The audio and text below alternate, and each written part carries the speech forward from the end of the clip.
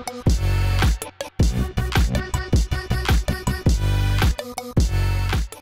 guys, my name is Kaushik and welcome back to LetCode. In this video, we will see how to do the mouse over on any element using Protector. For example, we have this website flipkart.com,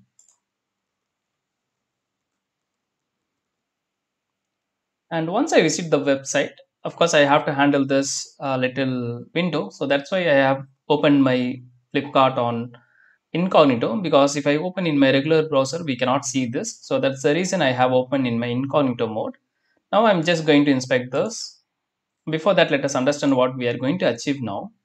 Once I mouse over on this particular element, you can see that we are able to get this pop-up card where we can click on anything and we can just check out that page. So if I do click on this, it's not going to work actually. So in script, if I write like electronics.click, it's not going to work.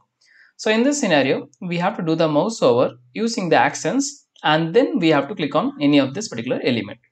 So let us see how to do that. So I'm just going to close this, and here I will open this flipkart.com again, and so that we will get this pop-up here, and then I can just find this XPath or any locator, then probably I can mouse over on the electronics.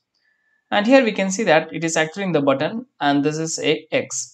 Now this X is actually not your text. It is not normally your like alphabetic text. It is a special character. So I'm just going to copy this, and if I see here, you can see that it's like looking like this. And if I type X or the capital X, this is entirely different from this particular character. So this is character, not your regular alphabets, right? Special character. So I can copy this and I can use this element. So before that, we have this before all, where we have this wait for Angular enable false, because of course we are automating this Angular non-Angular website, so we have to use this. And then we have this driver.get, and here we have our URL. Now here if I type element, and here you can see that actually we are not using this import statement. And if I go to my conf.js, here also you can see that I have commented this require, because I have updated my node version, and in the latest version we can use like this, and there is no need to use import or the Babel to get the suggestion. So for example, if I like copy and paste over here, and if I again import the by, now here you can see that once I click on this, here you can see we are able to get all the suggestions and every detailed documentation we are able to get. So in this way, in this particular require style, we can get all the methods or what are the values or the documentation we want to get easily.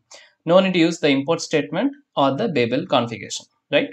So here I will say element, then followed by dot button text, and within the button text we have to pass this value here. So I'm just copy and paste over here, and then of course we are going to do the click, and as usual we have to use the await before each and every line. Now once we close on this, probably we have to mouse over on this particular electronics. So I'm just going to inspect this here, and here you can see that it is in the span tag and it has a text called electronics. So I'm just going to use this. So let me write XPath for that. So here we'll write like double slash, then followed by span, that is my tag name, and I can use this dot equals, and within the single quotes I can pass the value. It's actually the XPath is correct, and here you can see that we are able to get 1 of 1, but it's not highlighting in the Chrome because that is the Chrome version 84 has a bug. Okay, so now here we'll say await element, then followed by dot XPath, and within this we'll pass our the XPath value. Then of course we cannot do the click action, so I'm just going to store this in a variable. So here instead of await we can use let, and let me name this as electronics. That's it. And after that we have to call the actions. So here I will say await browser dot actions, and then I will say mouse move, because we are doing the mouse move, mouse hover, both are same on that particular element. So here I will say await, then followed by electronics dot get web element. And then of course we have to use the dot perform, or else it is not going to perform the action, right? Yes. Now once we do the mouse over, we are going to click on something. Maybe we can click on this PS4 here. So I'm just going to inspect this value, and here we can see that it is in the A tag and the value is this.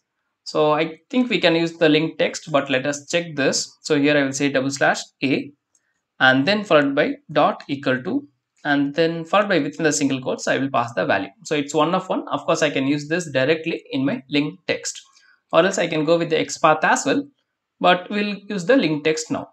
So here I can say await element by dot link text, and within this we have to pass the value. And of course we are going to do the click action here. So I will just call this click method, and it's going to be closed very soon. So I will just add some wait to see that we are able to get our result. So here I will say sleep for maybe 5 seconds. That's fine, I believe. Okay, so let us try to run this now.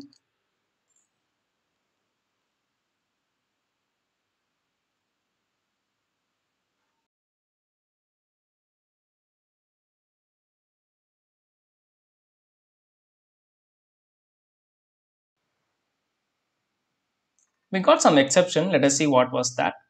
And here you can see that it says that link text Sony PS4 and Slim doesn't found, element not found exception basically, right?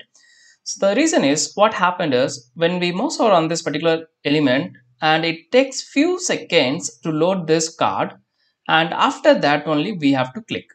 Now to achieve this, we have to learn the expected conditions. We will learn that maybe in another video. As of now, I am just going to use the sleep.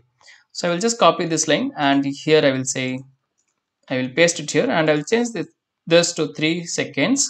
I think that's pretty much enough. So I'm just going to close this and rerun it again. And now we can expect it to pass. Let us see.